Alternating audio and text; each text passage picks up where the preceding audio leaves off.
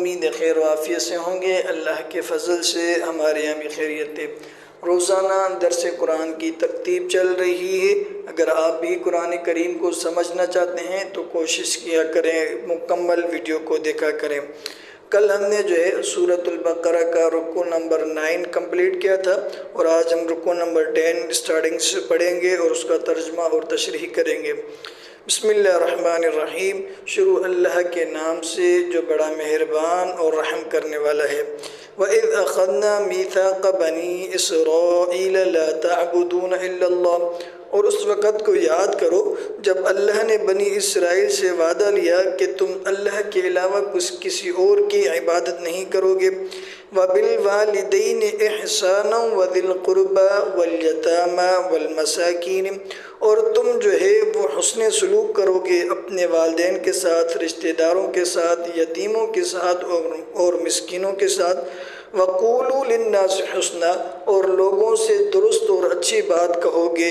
وَأَقِيمُوا الصَّلَاةَ وَآتُوا الزَّكَاةَ، اور نماز قائم کرو گے، زکوٰۃ ادا کرو گے۔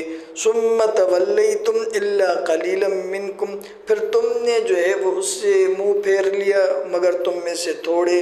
وَأَنْتُمْ مُعْرِضُونَ، اور تم وہ اللہ کے احکامات سے اعراض کرنے والے تھے، یعنی تم میں سے کچھ لوگوں نے ان باتوں پر عمل کیا تھا، اکثر نے اللہ کے احکامات کو پس پشت ڈال دیا اور اس پر عمل نہیں کیا، نہ نمازیں قائم کی، اور انہوں نے شرک بھی اختیار کر لیا، کفر میں مبتلا ہو گئے، اور وہ یتیموں کا، مسکینوں کا حق کھانے لگے۔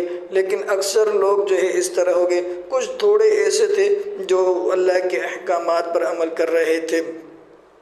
آگے والی آیت شروع کرنے سے پہلے، ترجمہ کرنے سے پہلے اس کا میں پس منظر بتا دوں۔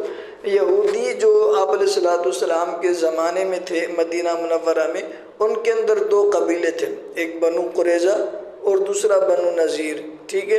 اسی طرح جو بت پرست تھے، مشرک تھے، ان کے بھی 2 قبیلے تھے، اوس اور خزرج، ٹھیک ہے۔ اوس اور خزرج کی ہمیشہ آپس میں لڑائی ہوتی رہتی، ٹھیک ہے، وہ آپس میں ایک دوسرے سے جنگ کرتے رہتے۔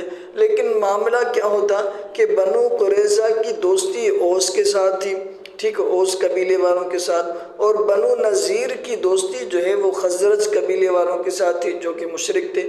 تو یہودیوں کے دونوں قبیلوں کی دوستی ان کے مشرکین کے دشمنوں کے ایک دوسرے کے ساتھ تھی۔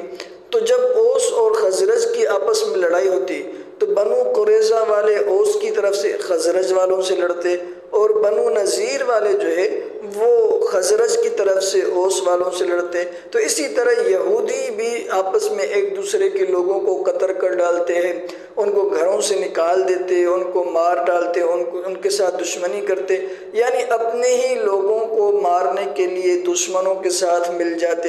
یہ سارا معاملہ اس طرح ان کے ساتھ ہوا۔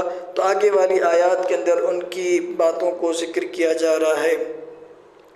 وَإِذْ أَخَذْنَا مِيثَاقَكُمْ لَا تَسْفِكُونَ دِمَاءَكُمْ، اللہ فرماتے ہیں اس وقت کو یاد کرو جب ہم نے تم سے وعدہ لیا کہ تم خون نہیں بہاؤ گے۔ وَلَا تُخْرِجُونَ أَنفُسَكُمْ مِنْ دِيَارِكُمْ، اور تم اپنے ہی آدمیوں کو گھروں سے نہیں نکالو گے۔ ثُمَّ أَقْرَرْتُمْ، تم نے اقرار بھی کیا، وَأَنْتُمْ تَشْهَدُونَ، اور تم اس بات کے گواہ بھی ہو۔ یعنی اللہ نے تم سے یہ وعدہ لیا تھا کہ بھئی تم اپنے لوگوں کو گھروں سے نہیں نکالو گے، ایک دوسرے کو قتل بھی نہیں کرو گے، اس کے باوجود بھی تم اوس اور خزرج کے ساتھ مل کر اپنے ہی لوگوں کو قتل کر رہے تھے، ان کو ہی گھروں سے نکال رہے تھے۔ ثم انتم هؤلاء تقتلون انفسکم، پھر تم وہی لوگ ہو جو اپنے ہی آدمیوں کو قتل کرتے ہیں۔ وتخرجون فریقا منکم من دیارہم، اور تم نکالتے ہو اپنے میں سے ایک گروہ کو ان کے گھروں سے، یعنی اپنے ہی لوگوں کو ان کے گھروں سے نکالتے ہو۔ ظاہری بات ہے جب اوس اور بنو قریظہ کی دوستی ہو جاتی تو وہ بنو نذیر کے لوگوں کو بھی نکالتے، خزرج والوں کو بھی جلا وطن کرتے۔ تو اب بنو نذیر والے تو قریظہ والوں کے ہم مذہب تھے، وہ بھی یہودی، تو تم ان کو اپنے مذہب کے لوگوں کو نکالتے۔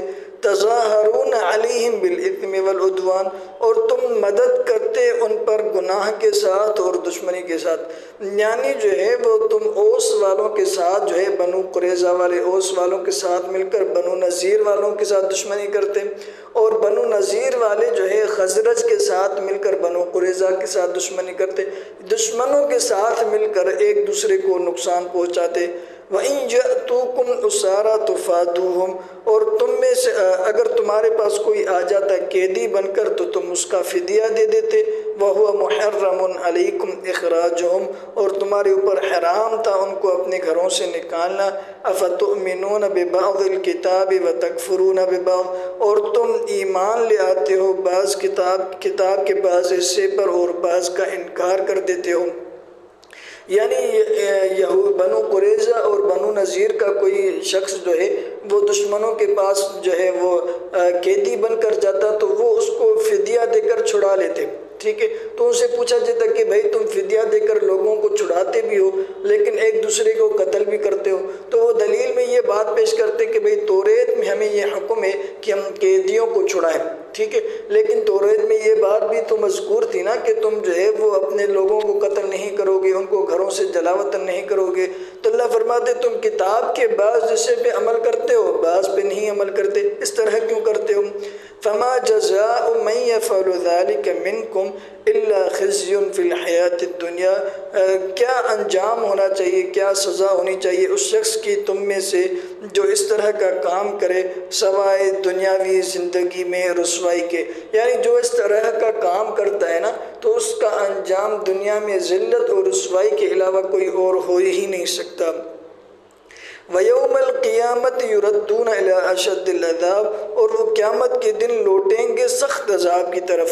وَمَا اللَّهُ بِغَافِلٍ عَمَّا تَعْلَمُونَ اور تعملون، اور اللہ اس چیز سے غافل نہیں ہے جو تم عمل کرتے ہو۔ أُولَٰئِكَ الَّذِينَ اشْتَرَوُا الْحَيَاةَ الدُّنْيَا بِالْآخِرَةِ، یہ وہی لوگ ہیں جو دنیاوی زندگی کو خریدتے ہیں آخرت کے مقابلے میں۔